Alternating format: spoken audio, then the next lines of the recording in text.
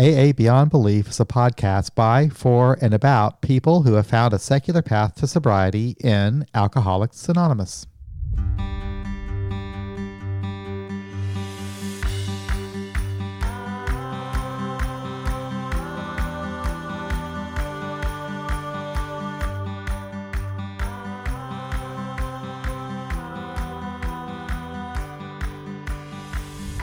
Last week, I posted something in the AA Beyond Belief Facebook group about the podcast, and Joe K. from New Jersey mentioned that he might like to participate in an episode.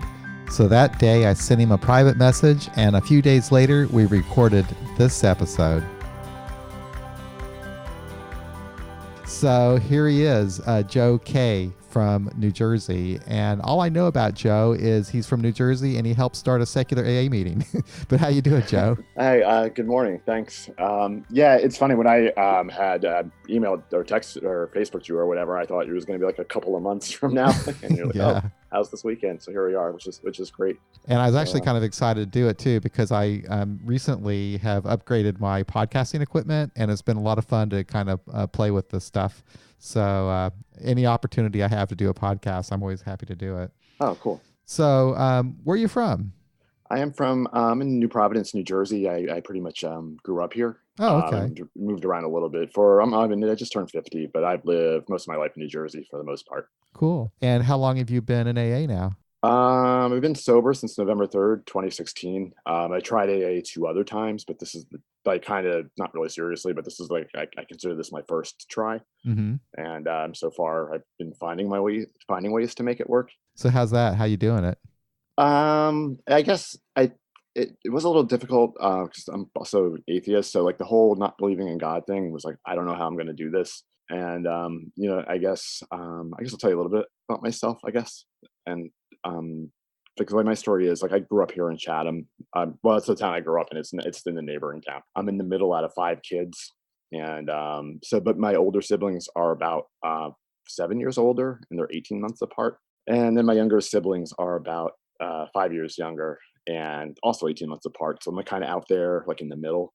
And I grew up in a town where athletics are really big, and I am non-athletic. So I remember like playing baseball in school, and or I went to go sign up, and I would stand like right on second base, and the coach would be like, "What are you doing?" I'd be like, "I'm playing second base," and he'd move me over to where like you're supposed to stand, and I would walk right back and stand on the base. And I got promoted to right field after that.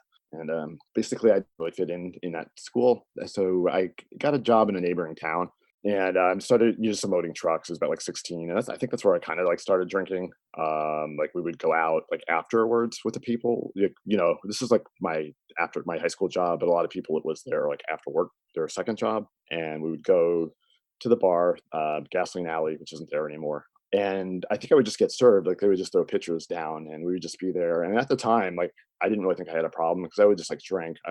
When I look back, I would definitely drink. So when I wouldn't stop, but it would be only on social occasions. Like I would go out and like do things, and you never think about drinking. And that was kind of. I think later. I think basically the shorter version of the story is I just kind of like self medicated into a problem drinker, and then all of a sudden like I couldn't control it anymore. Like just to jump up to basically my first experience with AA is I'll just jump up to there. It was in 2001. I had a suicide attempt, and I was briefly before that I had moved to California, and that's where I got diagnosed with like depression and clinical depression and generalized anxiety disorder. And that was in 1999. And then I moved back home. And in 2001 was just kind of like a year of epic destruction. And, kind of ended up with the suicide attempt. And that's where my first exposure to AA was in 2001. I went with someone after I got out of the hospital, and we went to the meeting, and I didn't really know anything about it. And then at the end, I think they talked about God a little bit in this kind of, but at the end, the girl who took me had said, "Oh, like we have a nice way of closing." And then I thought we were going to have like cake or something or dessert. And then they did the Lord's Prayer. I'm like, oh, this is pretty like intense. And I think I didn't have health insurance at that time. So I guess whatever it was some sort of like state run thing. I guess if I applied for something and it basically made my hospital stay go away. So, I did that for like 30 days. And then, I jump up, and then I'll jump up, I started drinking again, and then jumping up to like 2006, I got another DWI. And the lawyer was like, "Oh, if you go to AA," I'm like, "I'm an atheist. I can't go. Please don't make me go to anything." But and he's like, "Just it'll look like really good for court if you Right. do this." He's like, "Just trust me." I'm like, okay. I did everything my lawyer said, and sure enough, like he knew the judge, and I got like the shortest sentence. And like, 'cause I was really worried because it's my second TW. They were 14 years apart, but I just didn't know what was going to happen. I was really worried about it. So, and it's funny, I kind of liked some of the where I lived. It was more a fundamental part of New Jersey at that time, and and then I was vocal about not believing in God. Like I would be like, I'm an atheist. I don't believe in God, and that's how I would start all my shares. And I got a little bit of pushback on that. Um, people would be like, "Oh, how do you like get out of a jam?" And I'm like, "I don't know. I just like think about things or ask someone for help." So that was kind of like 2006. Um, but jumping up to it just I did go to meetings for a little while, and then I don't know, I just maybe like where I lived, it was kind of isolating, so I think I kind of liked the companionship, I guess, or the fellowship, but it's just like the fundamental part of it, like, just didn't really, like, stick, so, I started drinking again, and then, kinda, like, jumping up to the what happened part of the story, 2000 well, I guess it'll be 3 years ago, it's easier for me to do the math that way, um, it was, I was drinking every day. I got married. I think for me, I had to have like something to lose to make me realize how serious this was. Because prior to getting married, I kind of just like stayed at home and like watched TV. So I wasn't really out like doing like a lot of damage and like I would just constantly come home and I would like black out and I'd send like angry texts to family members maybe and like that's kind of like the my, my drinking style. But my wife had noticed how much I was drinking, and I think at one point it got serious where it's kind of like it's like either you or me, and I'm just kind of like, oh, it seems kind of serious. And I worked a very isolating job. I worked at home, and that was really like detrimental to me. I remember I had gone to the liquor store. This is the night I went to the hospital, and the lady had said, "Oh, you're in here all the time. Like, what's your name?" I'm like, "Oh, this probably isn't a really good sign." So, basically, um, I just started drinking. I went to the bar that had just opened up and I started texting. I guess like I got sick and tired of being sick and tired. I started like emailing family members that I couldn't go on. And they came and they asked me if I wanted for help. My two of my younger brothers live in town. I asked one of them to come by and then both of them came. Like, oh, why are you both here? This seems kind of serious, like, so I went to the ER and that's kind of where this whole like journey started. It's the real brief version, just other stuff, but to get to the to get to where we're trying to go. That's that I went to the ER, and then I went to no, the psych ward was next, the dual diagnosis psych ward, and that's where I was talking to a social worker, and then she said like, "Well, what about AA?" And I said, "That's a hard no. I can't. It's too religious. I don't believe in God." And she had said, "Well, what if when you see the word, just think of a good orderly direction. Like, if you try doing that, maybe that'll help." And I kind of thought about it. I guess this is where I started like taking suggestions versus like normally I'd be like no, and I would be like I'm going home, and I would just wait it out. I would have waited out the time, but I'm like, well, this is like really serious. Um, so I did that when they read the literature. I'm like, well, this kind of makes sense. It's like instructions, and if you take out the supernatural element, this can kind of work on a secular kind of plane. And for me, like I definitely need that. And I was kind of thinking, but what about when I get out of here? Like, how am I going to find that? And it came time to leave, and I was set to go to an IOP. And I'm like, oh, that's not going to work. I'm going to go right back to the liquor store. Because before going, I remember I went and I would do like all the like some of the things it says and like in the book. Like I remember I went and I changed clothes one day to go to the same liquor store because I was worried with the guy would you might think I have a problem, you know. So I said, you know what, I have to go to a facility to go away because I just remembered. I remembered I was like sitting in my car in the parking lot, constantly buying whiskey, and I didn't know why I was doing it. I remembered I'm not getting anything out of it, but I have to do it, and it kind of scared me because I was also too I was like hiding bottles. Like I got to that point. Like my wife had asked me not to drink inside the house, and I'm like, well, that doesn't mean I can't drink outside the house. So like I was kind of like drinking in the I would get a pint and drink in the car, and then I kind of tiring, and then I started hiding bottles in the house. And I think at one point I had a blackout where I hurt my leg, and I remember the next day, I told my wife I wouldn't have any bottles in the house. And the next day I got up, and she made like a homemade salve for my leg. I love to do a lot of hiking, and she came in, and I pulled the liquor basket out of the laundry, the liquor out of the laundry basket, and just like the look on her face, like that, just to this day, just like it just like crushes me. And so, anyways, I went to the rehab, and it's funny. People were like, "Oh," like they kept saying, "Can you read, the first 164 pages of the big book?" And I kept telling everybody I had done that, and then I found that, like, I got eventually I got out of rehab, and it's funny. I met my sponsor, and we were like going through the book, and then we got to the We Agnostics chapter, and then I got to the bookmark at the end, and then I realized, oh, this is where I stopped, and realized I couldn't do it. 'Cause I just found, like, there's like this, like, it's like a pejorative, like atheism, like it's like something to be like overcome. And and even like when I was starting to go to meetings afterwards, like, they talk about like the belligerent savage, and the guy who bristles with antagonism. But I don't always bristle with antagonism, and I'm No. not really a belligerent savage. No. I could be a savage sometimes, but I don't think I'm belligerent. you Yeah. know um and I had remembered, I guess in 2006 there was like secular organization for sobriety, and I think I wrote to them, and they weren't in my area. And when I got out of rehab, I thought, oh, I know what. But before I left, I had a counselor, and we had a one-on-one counseling, and then the whole higher power thing came up. Like, step one, that's fine, like there's no problem with that.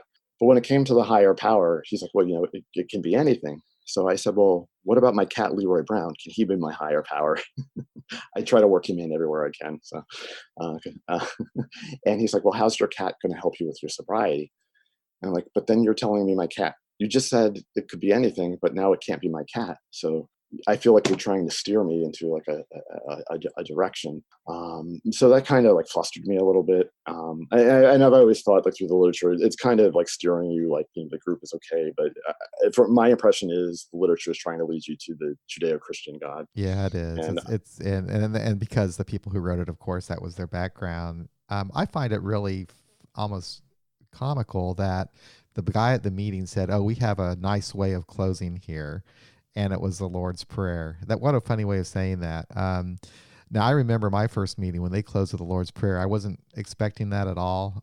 In fact, I didn't grow up in a religion. I never prayed around people with people.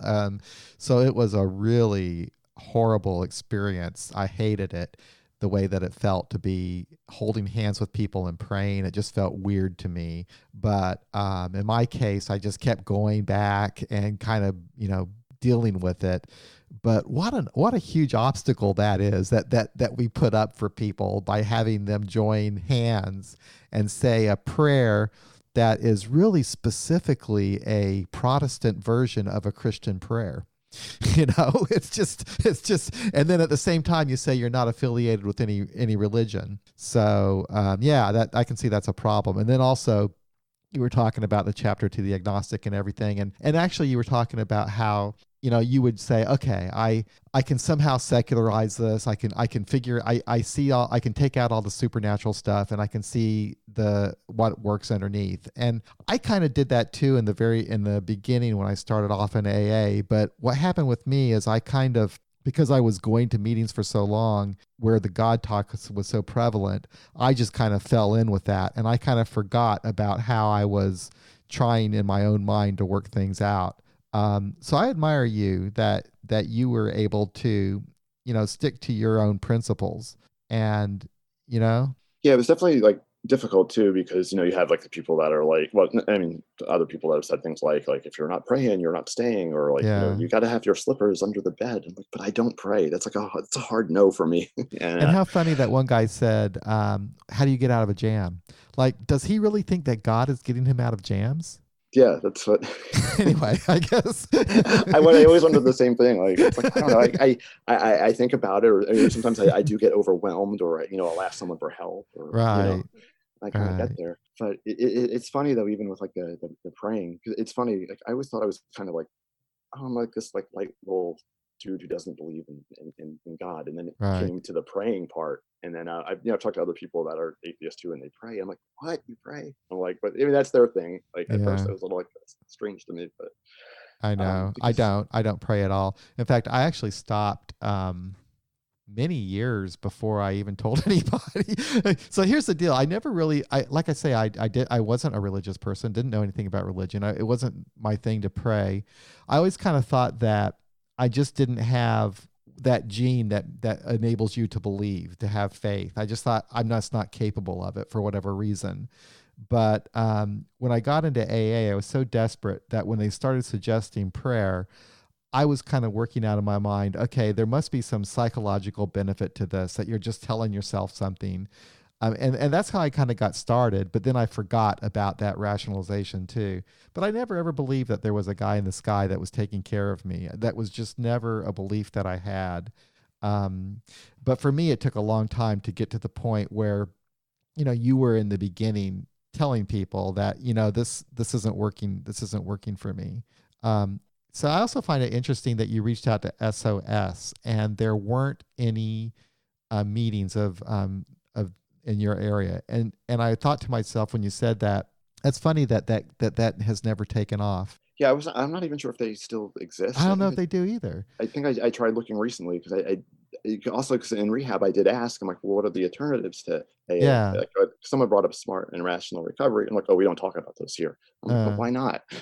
and you even know, those aren't as prevalent as AA is. In fact, I think I know of one smart meeting maybe here in the Kansas City area. Or no, yeah, no. There's a couple of smart, but there's one that's outside of the VA. All the other ones are actually in the VA center because the VA uses it. yeah, there's a couple around here. The one's like not at a good time, and the other's like in a library. And like, I think by the time I found it, I had asked like three different like reference librarians. Like, I'm here for like, I'm like, I mean, Yeah. not that I don't feel the need to hide my anonymity, but like, yeah, for other people, it's just like oh, I got to ask like three different people how to get to the recovery room. I know it's You know, kind it's of like, awkward. So, how did you hear about agnostic AA meetings? well, that's, I guess, when I was talking to that counselor, he's like, well, what do you believe in? I'm like, well, I really like Buddhism. And then I was just kind of saying that just to kind of like not talk about, the God stuff. And he's like, well, what does that mean to you? I'm like, oh man, he's like calling me out on it. I don't really know what to say. I'm like, well, there's like the Eightfold Path and being present. But so when I got out, I kind of looked that up and I found there was a group called Noble Steps, and there was a book I called by Kevin Griffin, One Breath at a Time, and I read that, and that like kind of like opened the door for me. And then I'm like, well, I wonder, because I don't think in 2006, I don't know if AA Agnostica was around, but that's when I googled like secular versions of the steps or something like that, and that led me to AA Agnostica. I'm like, oh my God, there's like a whole other world out here, and like nobody's talking about it. And I I think I bought and there's so many books there already too, and like I could just go down the rabbit hole of the podcast and the books, and I had bought the Common Sense Recovery for Atheism, and because like every time I read the book, like I was saying, like we were talking about before, with like the belligerent savage, and like there's also too, like I can't go to step meetings just because in 11 where they have that line about like those who still cling to the higher power. I'm like, oh, but it's okay. Like if you have a higher power or you don't, like why do you have to cling to it? And I'm like, but and of course I have all my suggestions and how I would improve the book. But I was reading in that book, and it kind of said like it outlined the process of like how difficult that would be. So I accept. That's where I think I accepted. I'm like, all right, I have to reframe this into a secular language, and I think that book kind of helped me do that. Um, Even I don't, somewhere like I came up with the idea instead of higher power. I'm just like, oh, I don't really have this like entity, because like I have a hard time believing like if like someone had the doorknob and someone had a suitcase and someone had God, like do they all talk to each other? How do they dispense the energy? You know, but I do have. And I think, like we were saying before, it's just like the language. And I don't think I ever realized this because I started reading about the history of AA too. Like the whole it being founded in 1939. I'm like, oh, this makes a lot more sense now. Yeah. It is interesting, isn't it? When you just think about it as just it's just the words and language that they were using to describe their experience. Yeah. So I needed like a new language, like for my experience. So instead of higher power, and I try to share this at meetings now, and I try to share more from a secular perspective. But then I'm like, oh, am I like the guy who like it says on page 417, accept differences? Like I'm not like there goes Joe with this like secular thing, but I don't think. I, yeah, it's funny. I guess going back to like finding the. I lost my train of thought, but going back to like finding the meeting.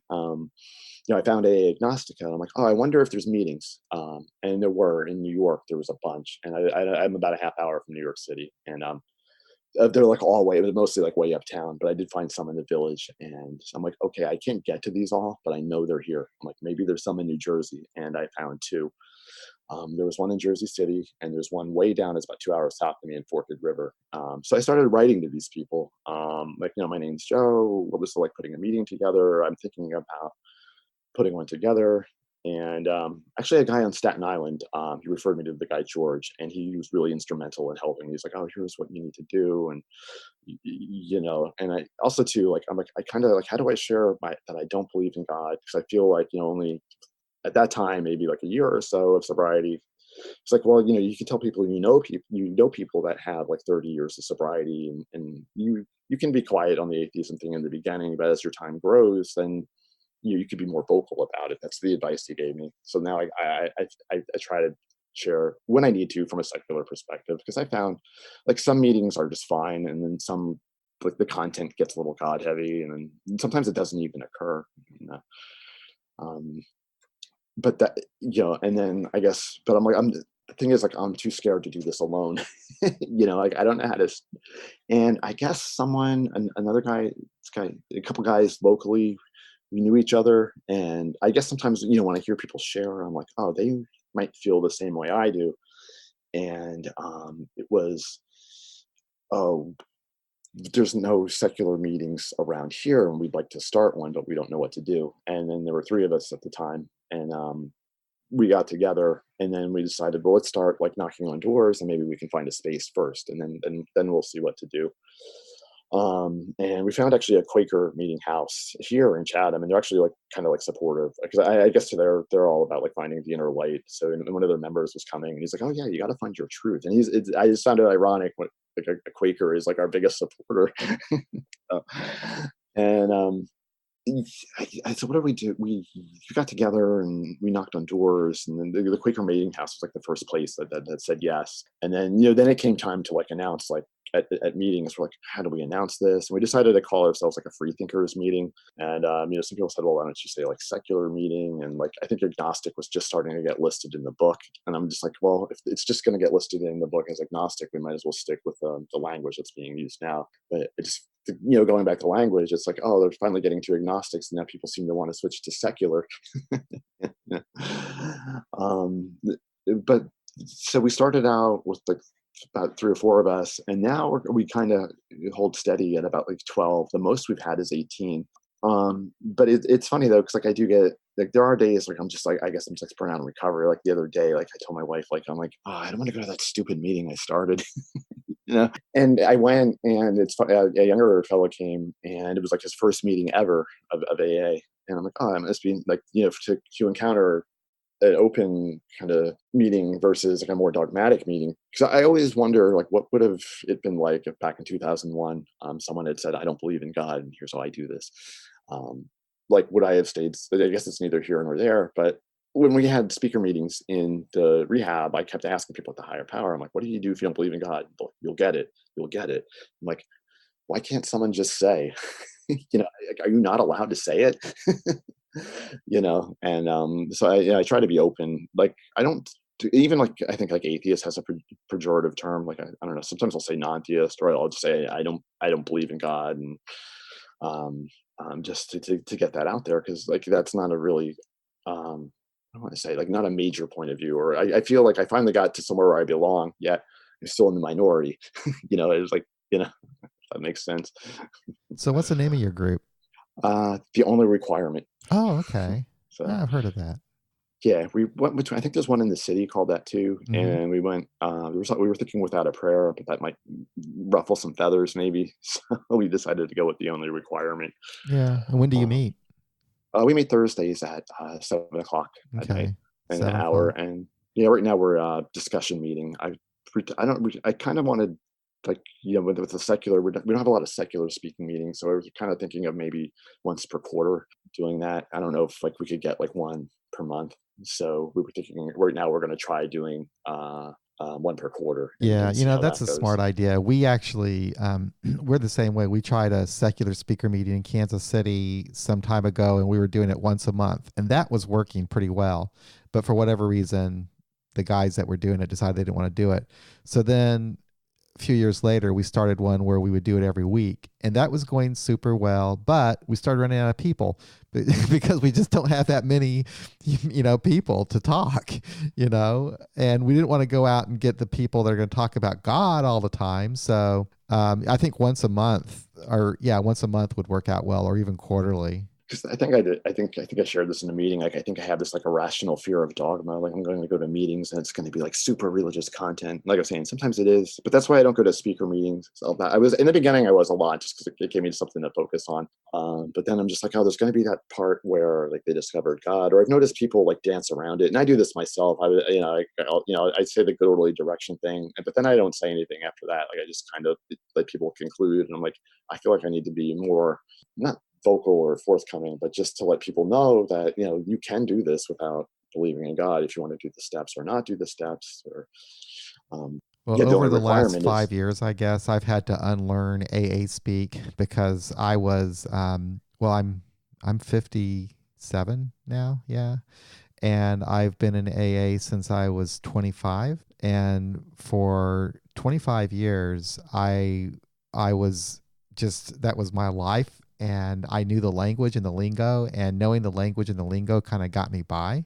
And so after that 25-year period, when I realized I was an atheist, I had enough. I couldn't even bear going to the meetings anymore. Like you were talking about the literature, it was just too much for me. And so we did start a secular meeting here in Kansas City, and since that time, I have been unlearning the language and the lingo. So like higher power, that's not the way I talk. I don't even use the language. What are you talking about? That's not my language. I never would have. The first place I ever heard that was in AA. You know, so yeah, I don't know why I just mentioned that, but yeah, I just don't use that terminology anymore. If people want to talk about that, that's their deal. But I don't use that language. I just use my regular everyday language. Other people help me. yeah, that's what I do say. Like I was saying, like I have a resource, like the fellowship's a resource I can draw strength upon. And it, funnily enough, like having my sponsor is actually a pretty like religious guy, but like when it came, we were reading the book and we are doing like step two. I think there's some line about there about like, or when we were talking, this is how I remember it. He's like, can you be open minded and it's something that's not you? And I said, yeah, I can buy into that. He's like, all right, and like you don't have to do anything else. Like just go with that, And then, but then it came to step three, and it's like turn your will and your life over and care. I'm like, what does that mean? Like that's I just jumped over a hurdle and now I'm at a gate. But to me, all that meant is, it's funny. I thought about like when I was like in school, like diagramming sentences. I'm like, well, it just like made a decision, and everything else off that is like parenthetical. And for me, is making that decision was to stay sober and find ways to stay sober and help other people to stay sober. And then like the rest of them all, I kind of like figured out. I always find it funny that people get stuck on the third step because they always focus on the God part, like it's all about the God. But what about the decision? It's a decision, So whatever. But I guess it's a decision to do whatever. But I don't know. Anyway, they used to always tell me back when I would even back when I was going to the traditional meetings when I was getting started, they always focused on the decision more so than they did the God. And so, yeah, I've always seen that as, that's just a decision to make a change.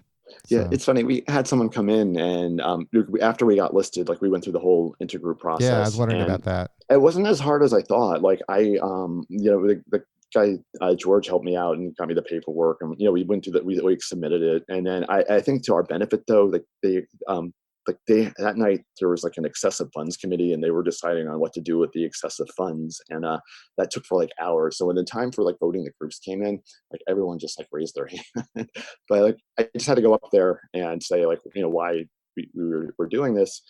And I said, well, where I live, there's only 2 meetings in the state, and like people, it says to go to any length necessary. And if if people need, and even my sponsor asked me, I think at the first, like, what's that agnostic meeting about? I'm like, well, you said any length necessary, my man. Like, So you registered the group with GSO, right? yeah. Okay, so then then you went, is the inner group that voted for you to get Is that in? I forget how like all the politics stuff work. Yeah. I've never heard Um, of that before, but everything is different in different locations, and yeah, intergroups always are different from one place to the next. So, it could have been GSO. I could be wrong. But whatever it was, like if it was that or whatever the process to get listed, like that was the process. And then I just talked, and then they took the vote, and it was like I think like 3 people abstained, and there were like maybe like 70 yeses. And then it's funny, the guy after me, George, like they got voted in too, but he had like 10 people like vote no, but I don't know if they knew him or not, you know. But after that, I think the Jersey City group was the first group. I think they fought for the agnostic label. So once they got listed, like I thought that hurdle was cleared, and then like we came along, and I think we might be the third or fourth group, and then 2 more groups have started in Fort Lee, which is up by the George Washington Bridge, and Lodi, which is also kind of like nearby there on a Sunday night. So I think we have 5 or 6 groups now in New Jersey, whereas before there were only 2. so have you had any challenges along the way with getting the group going?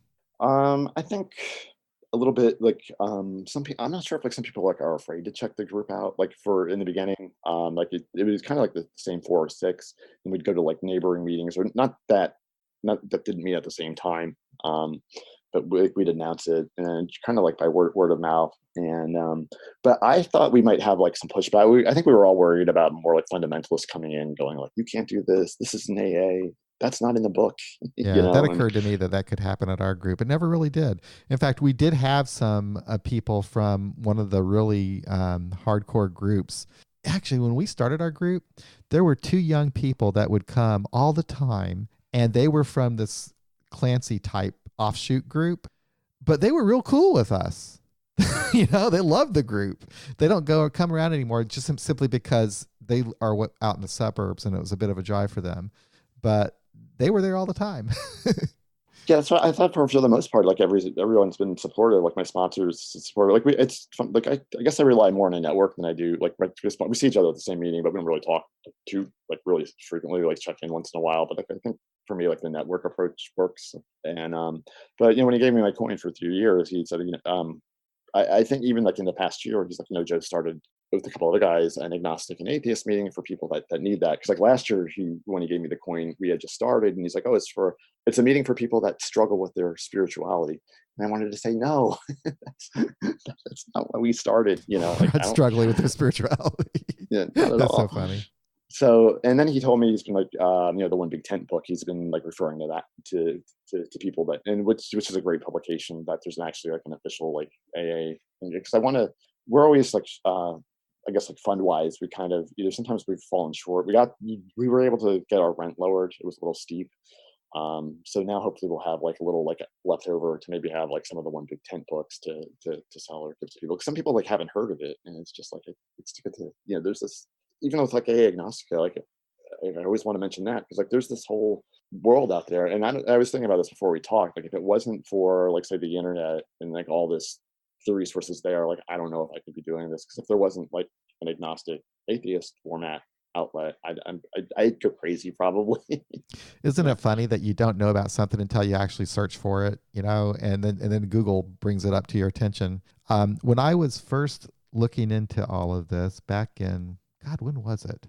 Well, it was about 5 years ago. Actually, it was more than that. About 7 or 8 years ago, I started searching for atheists in AA online, and I was hard pressed to find anything. I think I did run across the New York site, and I ran across a site in California, and that really amazed me. But then AA Agnostica came online, and then I kind of learned more about that there were a lot of other groups out there. And that's what got me motivated to start our group, is when I learned that these groups even existed. They've existed since 1975. I had no. Yeah, I can't believe that. 'Cause I think That's so crazy. And then I think from like A agnostic, I think that's where I found Beyond Belief. And like, I like heard your podcast. I'm like, oh, I want to go to Kansas now. And like, It's funny. but here we can connect this way. Yeah. You know. Yeah. Well, the podcast has been cool for me because I have gotten to meet people from all over, and it's just, oh, it's pretty cool. Their AA is done different no matter where you go, it seems. And there's some common denominators, I guess, but it's always fun for me to know what meetings are like in other places and what the culture is like. And, it's pretty fascinating to me. Yeah, same here. When I can, like visiting like meetings out in like Pennsylvania, or like my wife's from South Jersey, and like so where I live, thankfully there's like a decent number of like meetings. There's like, but we're down in South Jersey, like there's like maybe like 6 over the course of the day, so you don't have a lot to like pick and choose from. So I'm kind of like fortunate, and then plus two, if I can get to the city, and I found it's meetings in the city are kind of less dogmatic, and even like it's funny, like younger kids seem less into the dogmatic part. You're just like, oh, whatever. Yeah, I like But meetings in New York. Now I've only been to one group there. And I guess they don't even meet anymore. But it was a very nice group. It was a traditional group, but they were okay by me. I mean, they did close with the Serenity Prayer. They didn't do the Lord's Prayer, but the meeting itself was just fine. I didn't have any issues with it at all. I enjoyed it. People were very nice. But I'd like to go to some of the agnostic groups in New York next time I go. yeah, same here. There's still I haven't made, like I said, they're like way up like on 86th Street for where I live. It's like a challenge to get to, but like I want to go to them all. Like even the ones that here in New Jersey, like I want to try to support them. But it's like Sunday at 6 in Lodi, and then the Tuesday one in Port Lee is at 7. And traffic wise, it's like a nightmare to get up Oh there. yeah. Yeah. So do you have any suggestions for someone who might want to start a meeting? Definitely to have the courage to do it, and to like reach out, I guess, to you can there's like the people you can contact on like I think there's secular AA, like I went there, and I think that's maybe where I might have found the first person like George I contacted. And then I found like locals, or even not local. I just tried to find meetings that were agnostic, and I would write to the people and ask them for help, and then I kind of like had a little network there. And then I think if you can like find a like-minded people too, then it helps to get together, because like once you have like 2 people, and kind of like snowballs, and Yeah. like little I would groups. definitely say start with another person because you want to make sure that the door is always open. And there might be a time when you just can't make the meeting, and then hopefully your partner can make it. And maybe it might take a while for the meeting to get known about and for people to start showing up. But I think in most cases, gradually, and it will, more and more people become aware of the group. It takes a little while for a group to um, kind of come into its own, because AA is kind of strange because people come and go, always seems to be like a core group of people maybe that stick around, but then you have all these other people who might just come for a period of time and they stop coming, they might start coming back again. And like I've seen my group, we've been meeting now for like 5 years, and it's like gone through like different personalities, different cycles as new people come in, other people leave. It's just interesting how that works. I think what was really fun for me was I found it's funny, in my home group, there was like a snowstorm, and he had texted me the night before. He's like, "Hey, are you going to the meeting tomorrow?" And I texted him back, and I said, "I would go to any like necessary to not dig my car out tomorrow." And then he was like, "Are you being sarcastic?" Yeah, yes. And then from that, it turned out we had like the same beliefs, and I also too, you can find like, for me, like finding someone like local or nearby, like you talk to with a similar belief, like then like I didn't feel alone anymore. Because I think it was like frustrating too, because one of the frustrating things is I think it was like a big book thing, and I mentioned we were talking about prayer, and like I don't pray and I don't believe in God, and then it's like, well, C.S. Lewis was just like you, or I get the comment like I was just like you, and I'm like, for a program about acceptance, like you're not really accepting someone different. Appreciate you coming on the podcast. I enjoyed the conversation, Oh and yeah, thanks for having me. I just glad it was yeah, sooner rather than later. It's yeah, glad I could be absolutely. part of it, because I really want to, anything that supports like secular AA, or I definitely want to be a part of. So. Yeah, and it's nice to hear about a group starting too. And I'd like to have more people on to talk that will talk about that experience. Occasionally, I get emails from people that ask the question, how do you go about starting a group? And I usually refer them to an article at AA Agnostica. And there used to be information also on the secular AA website, but it's not on there right now. I'm not sure if that's just temporary or what, but I thought, well, we should really do some podcasts on the topic, because I wanted to write an article, but for me, sometimes writing is such an effort and podcasting is fun. So I can always do a podcast about something. So anyway, yeah, it was nice to meet you. Thank you very much. You have a good one. Thanks, John. Thanks, you too. I'll talk to you later. I really enjoyed that conversation. Thank you, Joe, so much for sending me that message on Facebook the other day or last week and having this opportunity to talk with you. I really enjoyed it.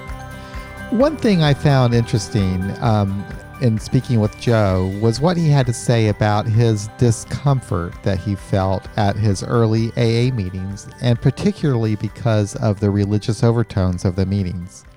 It's perfectly understandable. I mean, what are we thinking? When a newcomer shows up in the rooms for help, and without knowing anything about them, we talk about God and close the meeting with a recitation of the Lord's Prayer. It makes no sense whatsoever. But that's the AA of today. Fortunately, we do have the option of starting our own meetings without any sort of prayer at all. That's what Joe did. He and some friends started the Only Requirement group in Chatham Township, New Jersey. It's a secular meeting of Alcoholics Anonymous. No group prayers, no chanting, no none of that. It's the way AA should be, in my opinion. So thank you, Joe K., for participating in the podcast. I enjoyed the talk and I wish you well on your journey. And thank you for listening. It's always nice to have this opportunity to connect. Before I leave, I'd like to say again, please consider supporting our site and podcast with either a one-time contribution or even better, small recurring contributions. You can set up a recurring donation at our Patreon page at patreon.com/AABeyondBelief. You can also set up recurring or even a one-time donation through PayPal at paypal.me/AABeyondBelief. And you can always visit our site, aabeyondbelief.org, and click on the donate button. Your donations are both needed and appreciated.